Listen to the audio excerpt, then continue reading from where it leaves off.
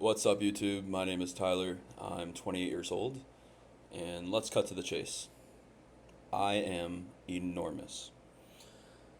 More specifically, I'm morbidly obese. I weigh more than 300 pounds. I'm a male.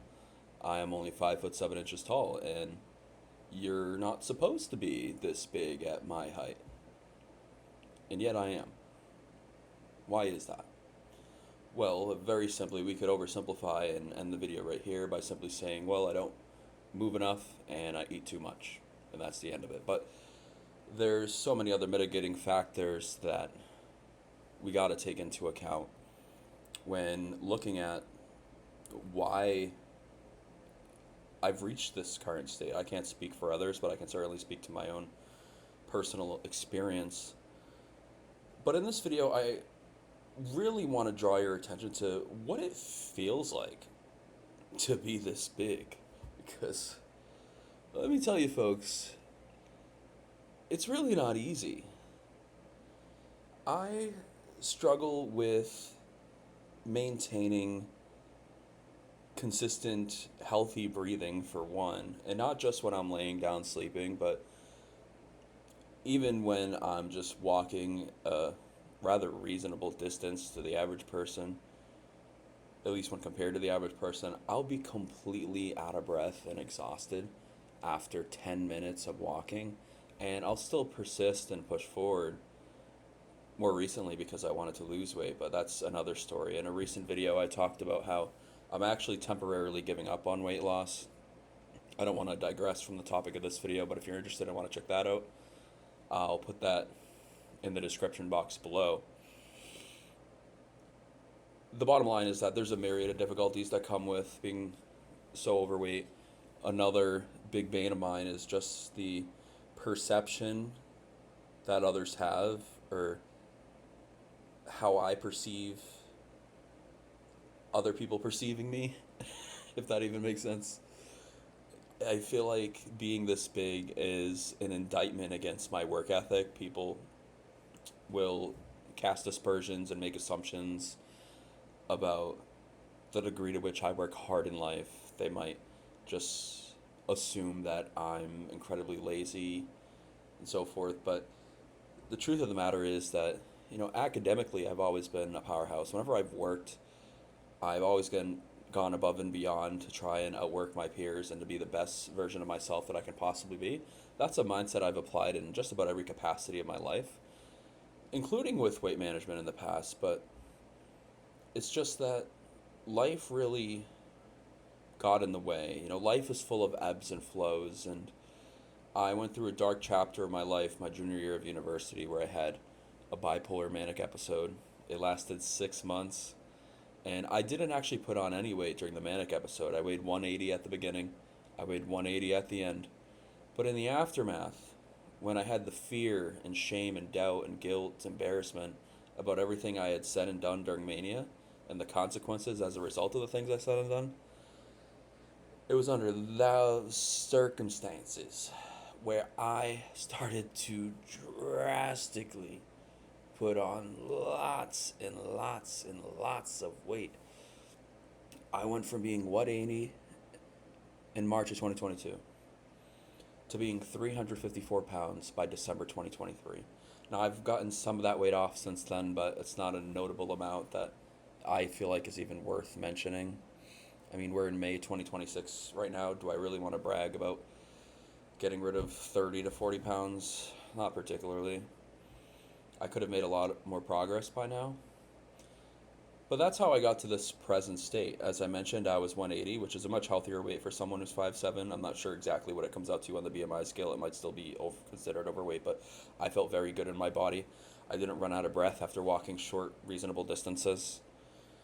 And I didn't have that perception that others were constantly passing judgment on myself. I do possess that belief now. I feel like I'm wearing a meat suit constantly. I mean, look at my arm, right? Look how much fat there is there. That's absurd to me that I allowed it to get to this state. And yet, here I am, folks. In college, people used to say to me all the time, "You kind of look like Jack Harlow." famous singer rapper for those who don't know, but I never quite saw the resemblance. I mean, maybe in some photos I could kind of see the argument, but I definitely don't see the argument now that I put on all this weight.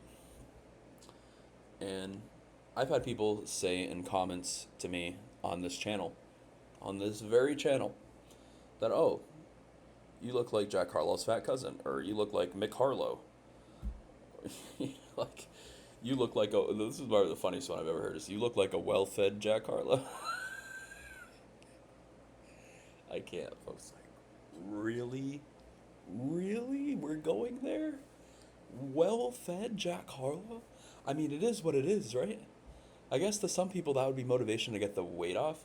Another funny story is, I was out walking one day, this is quite some time ago now, maybe like half a year ago, and a mom and her child were walking by me, and the boy said, "Mom, look, he's so big." Something to that effect.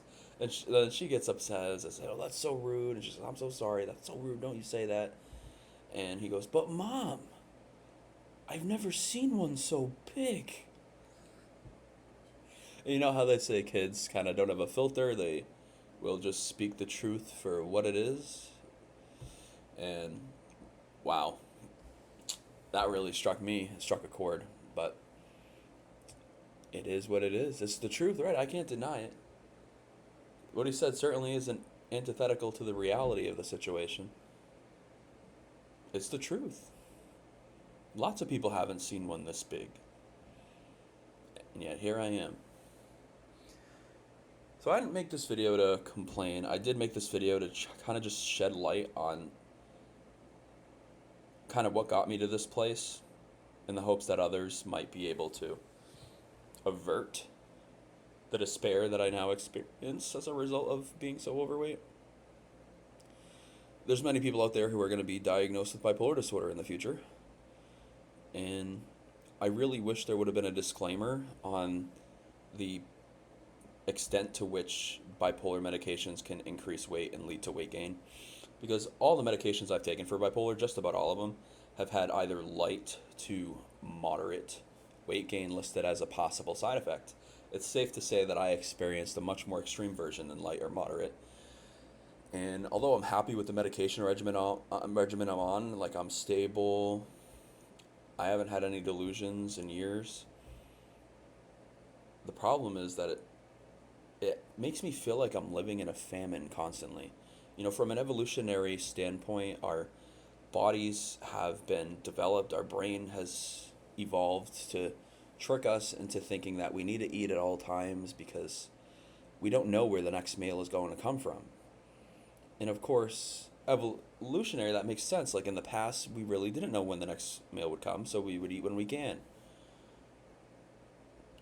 But that's not the world we live in today, and so it really feels like my own body is working against me, my own brain is working against me. And the odds are certainly against me. For those who don't know, one of the largest studies conducted on this, that being the odds of someone who's obese returning to normal body weight, the odds of a morbidly obese man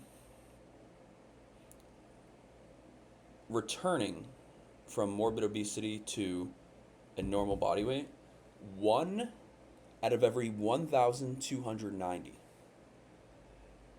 Let that sink in.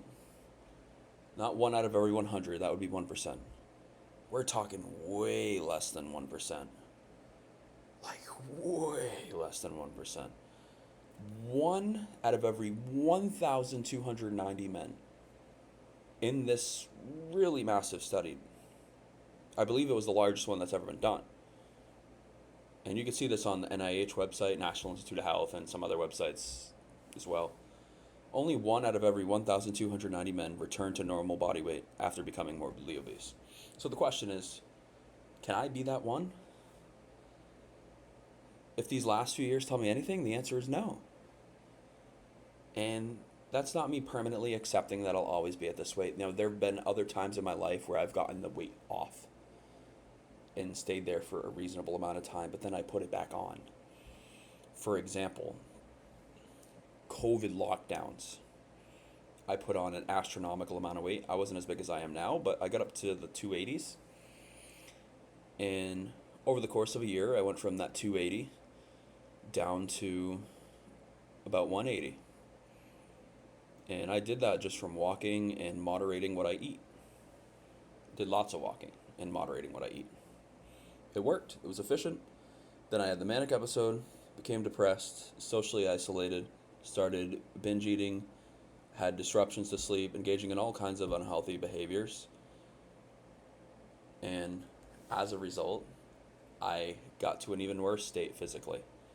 So here I am now, weighing more than 300 pounds at 28 years old. But at least I'm returning to college soon. That's good, right? I'm going to finish my degree. And after that, I'll reevaluate my priorities. And I know some people will say, well, you can do both at the same time. You could focus on your education and also lose weight. But the thing is, I don't want to overwhelm myself. It's so frustrating putting in the work and then stepping on the scale and seeing that I've lost only 0.2 of a pound over the course of a week where I was doing 10,000 steps a day.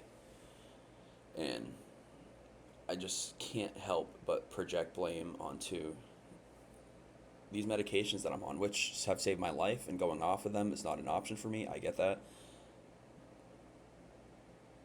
But I got to take into account the role that they've played and me reaching this size. I do think that when I return to my weight loss journey, that I'll be setting myself up for success in a way that I didn't this last time. I mean, I mentioned how I've only lost 30 to 40 pounds since December 2023. Well, I think my self-esteem will be in a much higher place the next time I start this phase of my life, because I'll have my education hopefully completed by then,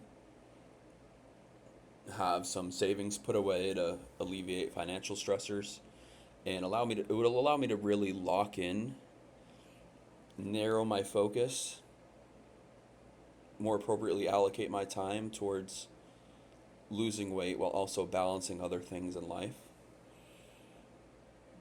Whereas right now my self-esteem is not at an all-time low, but pretty low. It's in an abysmal state. Lots of progress that can be made, that's for sure. I hope that you all enjoyed this video. I just wanted to highlight some of the key characteristics of being morbidly obese, how I got to the morbidly obese state. I talked a little bit about how I haven't always been this big, how I've been this big before and gotten the weight off, but only to put it back on. And that's another big thing. Most people who lose a lot of weight will end up putting it back on within a short span of time. And so not only do I have to beat the odds of being that one out of 1,290 to lose the weight, I then got to overcome the odds of not being part of the many who just put the weight back on. So I wish I could spread a more hopeful message here, but that's the message of this video. Thank you all so much for watching. My name is Tyler Adolfo. Hit subscribe if you enjoyed. If not, that's okay. Appreciate you for watching anyways. Love, light, and tranquility to all.